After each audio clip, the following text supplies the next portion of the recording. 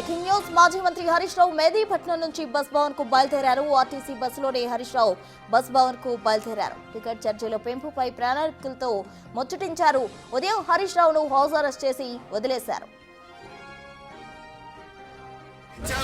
Demand చేస్తున్నాం.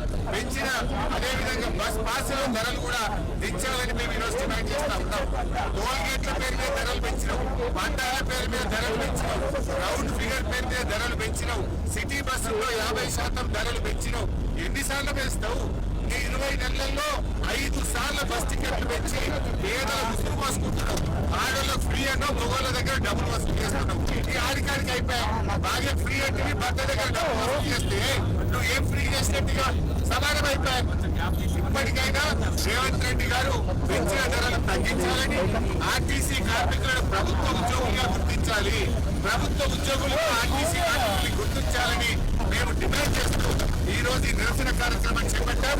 RTC bus ఎక్కి RTC MD office కోసం ఎండీ గారికి మెమోరాండం ఇచ్చి పెంచిన ఛార్జీలు పెంచాలి, ఆర్టీసీ కార్మికులను ప్రభుత్వ ఉద్యోగులుగా గుర్తించాలి.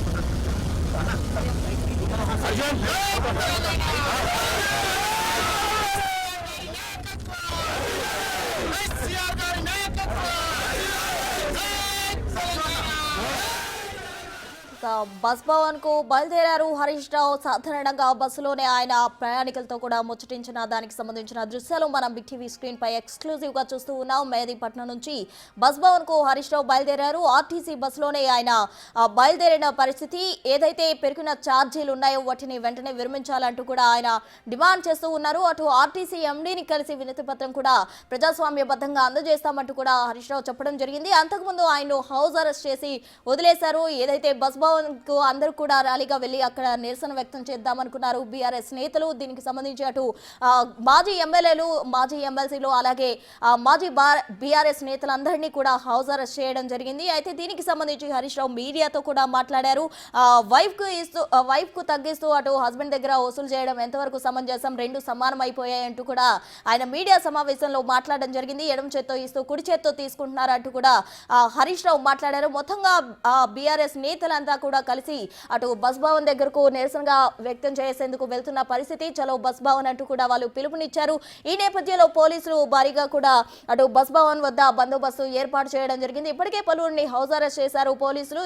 అయితే హరీష్ రావును కూడా హౌస్ అరెస్ట్ చేసి వదిలేయడం జరిగింది. ఈ నేపథ్యంలో ఆయన మెహదీపట్నం నుంచి స్వయంగా బస్సులోనే అటు బస్ భవన్ కు వెళ్లబోతున్నారు. అక్కడ ప్రయాణికులతో కలిసి బస్ ఛార్జీలు పెరిగిన బస్ ధరలకు సంబంధించి కూడా డిస్కస్ చేస్తూ వెళ్తూ ఉన్నారు. చలో బస్ భవన్ అనే పిలుపుతోటి వాళ్ళంతా కూడా బీఆర్ఎస్ నేతలు ఈ రోజు బస్ భవన్ కు వెళ్లి అక్కడ ఆర్టీసీ ఎండీని కలిసి వినతి పత్రం కూడా అందించే దిశగా హరీష్ రావు వెళ్తున్నట్టు కూడా తెలుస్తూ ఉంది. మొత్తంగా పెరిగిన బస్ ఛార్జీలకు సంబంధించి ఇప్పటికే 20 నెలల్లో 5 సార్లు బస్ ఛార్జీలు పెంచారంటూ కూడా వాళ్ళు చెప్తూ ఉన్నారు. దీనికి సంబంధించి హరీష్ రావు బస్సులో ప్రయాణం చేస్తూ ఉన్నారు. అయితే అక్కడ తాజాగా సమాచారం అందించేందుకు మా ప్రతినిధి అనిల్ సిద్ధంగా ఉన్నారు. హరీష్ రావు వెళ్తున్న బస్సు నుండి తాజా సమాచారం అందించేందుకు అనిల్.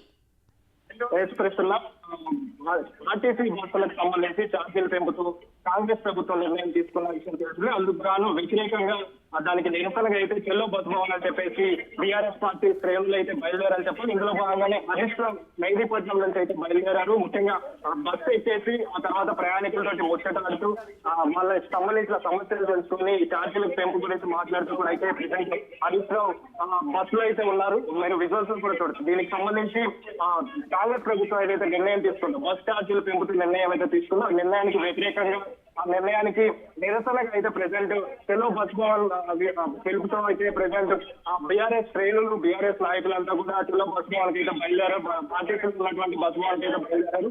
ఆ బస్ భవన్ లో కార్యక్రమంలో భాగంగానే ఈ ఛార్జీల పెంపుని తగ్గించాలని చెప్పేసి తక్షణమే దాని మీద చర్యలు తీసుకొని తగ్గించే విధంగా, అంటే ముఖ్యంగా ప్రయాణికులకి భారం కలిగించే విధంగా, ప్రయాణికులకి భారం కలగకుండా చర్యలు తీసుకోవాలని చెప్పేసి కూడా ఆ విషయంలో భాగంగానే ప్రెసెంట్ బీఆర్ఎస్ పార్టీ నాయకులంతా కూడా చెలో బస్ భవన్ పిలుపుకైతే పిలుపునిచ్చారు. పిలుపులో భాగంగానే ప్రెసెంట్ హరీష్ రావు బస్ భవన్ అయితే బయలుదేరారు. మీరు విజువల్స్ లో గమనిస్తే ఇప్పటికే ప్రయాణికులతోటి ముచ్చటాడి ఆ తర్వాత వాళ్ళ దగ్గర సంబంధించిన సమస్యలు తెలుసుకొని ఇప్పుడైతే ప్రెసెంట్ బస్ భవన్ అయితే బయలుదేరారని చెప్పాలి. ముఖ్యంగా దీనికి సంబంధించి మాట్లాడడానికి ప్రస్తుతం మనతో పాటు హరీష్ రావు ఉన్నారు. హరీష్ రావు తోటి మాట్లాడండి.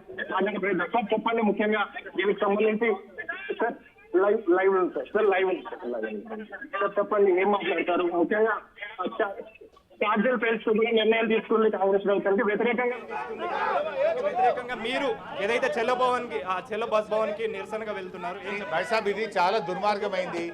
రేవంత్ రెడ్డి ప్రభుత్వం 5 సార్లు బస్ ఛార్జీలు పెంచారు. రేవంత్ రెడ్డి వచ్చిన 20 నెలల కాలంలో పెంచిన ఆ బస్ ఛార్జీలు దించాలని మేము కోరుతా ఉన్నాం.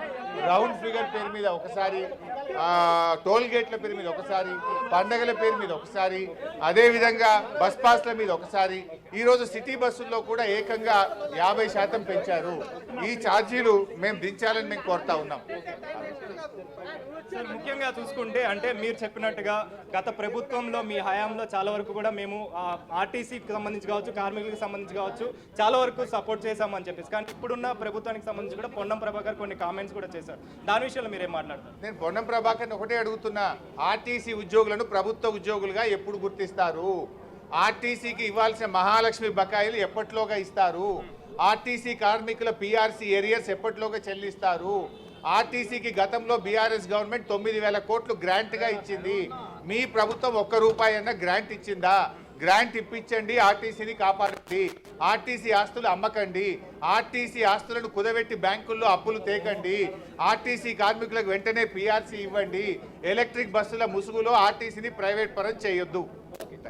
మొత్తానికి అయితే హరీష్ రావు చెప్తున్న విషయం ప్రకారం గత ప్రభుత్వం అంటే మా ప్రభుత్వం హయాంలో చాలా వరకు కూడా ఆర్టీసీ కార్మికులకు కావచ్చు, ఆర్టీసీకి సంబంధించి కావచ్చు చాలా వరకు గ్రాంట్లు ఇచ్చామని చెప్పేసి కూడా మాట్లాడడం జరిగింది. అదేవిధంగా ప్రస్తుతం ఉన్న ప్రభుత్వం మాత్రం చాలా వరకు కార్మికులకి అన్యాయం చేసే విధంగా, ముఖ్యంగా ప్రజలకి అన్యాయం చేసే విధంగా ఈ ఛార్జీలు అనేవి పెంపు చేస్తున్నారని చెప్పేసి అయితే హరీష్ రావు మాట్లాడుతున్న పరిస్థితి. మహిళా స్కీముల పేర్లతోటి చాలా వరకు అడ్డగోలుగా ఛార్జీలు పెంచుతున్నారని చెప్పేసి అయితే హరీష్ రావు చెప్తున్న పరిస్థితి అయితే కనిపిస్తుంది. ప్రెసెంట్ అయితే దీనికి సంబంధించి హరీష్ రావు కావచ్చు, కేటీఆర్ కావచ్చు, ప్రతి ఒక్కరు కూడా బీఆర్ఎస్ శ్రేణులంతా కూడా చెల్లో బస్ భవన్ పిలుపు మేరకు అయితే బస్ భవన్ కి అయితే బయలుదేరని చెప్పాలి. ప్రస్తుతం హరీష్ రావు కూడా అక్కడికే చేరుకుంటున్నారు. అక్కడికి చేరుకొని మెమరాండం అంటే ముఖ్యంగా ఈ ఛార్జీల పెంపు విషయంలో ఏదైతే నిర్ణయం కాంగ్రెస్ ప్రభుత్వం తీసుకుందో ఆ కాంగ్రెస్ ప్రభుత్వానికి వ్యతిరేకంగా నిరసన తెలుపుతూ అయితే వినూత్నంగా బస్ భవన్ కి అయితే బయలుదేరని చెప్పాలి. ప్రస్తుతం దీనికి సంబంధించి అయితే అక్కడికి వెళ్ళి అక్కడ ఎండీని కలిసి ఎండీతో మాట్లాడి ఈ ఛార్జీల పెంపు విషయంలో చర్యలు తీసుకోవాలని చెప్పేసి, తగ్గించి ప్రజలకి భారం కలగకుండా, ప్రయాణికులకు భారం కలగకుండా చర్యలు తీసుకోవాలని చెప్పేసి అయితే చెప్తున్నారు. ఒకవేళ కనుక చర్యలు తీసుకోకపోతే ఖచ్చితంగా దీనికి సంబంధించి నిరసనలు అయితే కొనసాగుతాయి, ఉద్యమం అయితే కొనసాగుతుందని చెప్పేసి అయితే హరీష్ రావు చెప్తున్నారు. పరిస్థితున్నా రైట్, థ్యాంక్ యూ అనిల్. మొత్తంగా ఆర్టీసీ బస్సులోనే బస్ భవన్ కు హరీష్ రావు బయలుదేరడం జరిగింది. పెరిగిన టికెట్ ఛార్జీలకు సంబంధించి కూడా ప్రయాణికులతో ముచ్చటించారు హరీష్ రావు. స్వయంగా మెహదీపట్నం నుండి బస్ భవన్ కు ఆయన బస్సులోనే బయలుదేరడం జరిగింది. ఉదయం హరీష్ రావును అయితే పోలీసులు అరెస్ట్ చేసి వదిలేయడం జరిగింది. బీఆర్ఎస్ చలో బస్ భవన్ కు పిలుపునిచ్చిన క్రమంలో పలువురు నేతలను హౌస్ అరెస్ట్ చేశారు. అటు కేటీఆర్ అలాగే హరీష్ రావు వీరంతా కూడా బస్ భవన్ కు బయలుదేరారు.